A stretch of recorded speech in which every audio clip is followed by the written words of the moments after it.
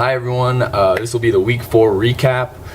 Before I get started, I want to give a big shout out to Courtney. Thank you, Courtney, my fiance, for putting together a week 2 recap while I was out of the country. You did an awesome job, so thank you for that. I didn't get a chance to do a week 3 recap because I was still kind of getting back into town and everything, but thank you for doing that week 2. She did an awesome job, so good job, Courtney. She talked shit, and she even talked a bunch of shit towards me, and that's fine, I could take it. She talked shit towards you guys, and you guys are obviously taking it because you got nothing else to say. And really watching your guys' teams play it hurts my soul. You guys are just so awful. It was like watching the Rockies playoff game last night, just getting so close. They were coming from behind and then just blowing it, just all over their face, blowing it. So it's that's just your teams. So anyways, thank you, Courtney, for posting that video. It was awesome. And before I get started with week 4, this is how it's gonna go. I'm not gonna talk really any shit about any of your guys' teams.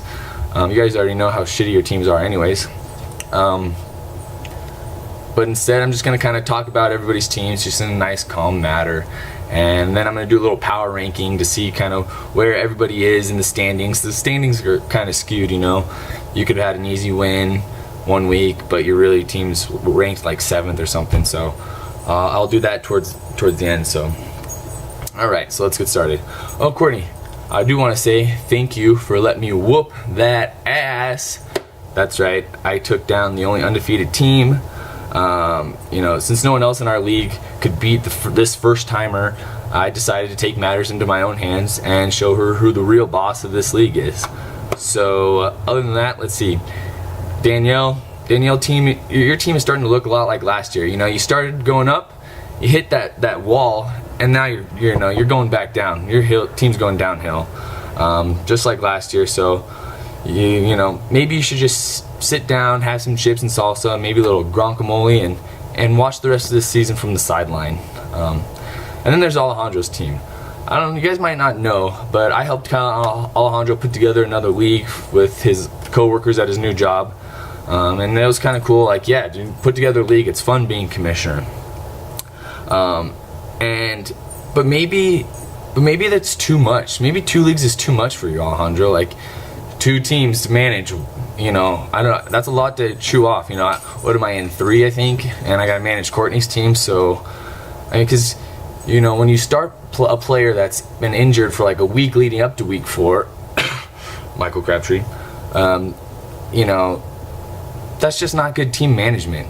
So maybe you should just lose the rest of the season in our league and just focus on being a commissioner in another league, because that's really what's important here.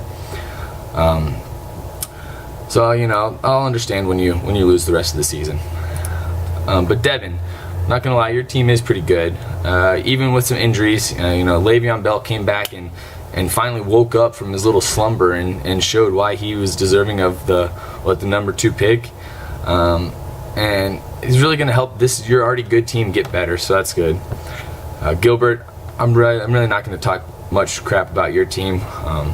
Yeah, getting rid of Devontae Freeman was probably not the best idea, but you do have Doug Martin coming back like we talked about last night. And I think your wide receivers just kind of performed on not such a high level as they're capable of performing. So, but dude, 40 points. That's it? 40 points? Maybe you should stick to FanDuel and draft teams by a week. That way when you fuck up your fantasy draft, it's okay, because guess what? Clean slate the next week, and you can fuck it all up again.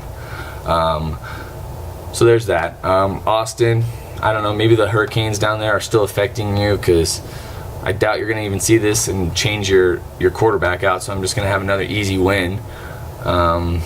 But yeah, so the power rankings for this week. In 10th place, we have Gilbert. Gilbert, you're 1-3.